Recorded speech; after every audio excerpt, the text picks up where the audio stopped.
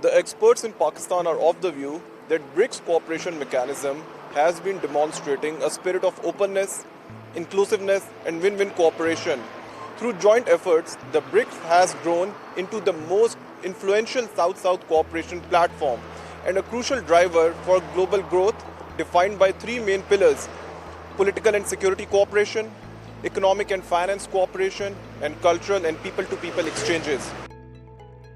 I personally feel that BRICS provide an ideal platform for all the low development countries and the developing market economies to benefit from the financial resources available on the BRICS platform, as well as the technology and the technology transfer.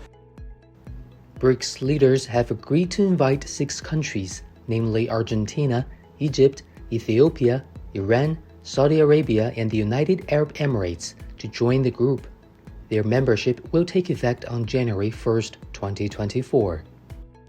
China's approach towards the world has been an inclusive approach. It has been an approach where you live and let live. So what China is doing is amazing. China has reached out to the hearts of the people. It has made sure that the world gets its message of peace. And I think that is a brilliant start. And I hope that BRICS continues to scale new heights.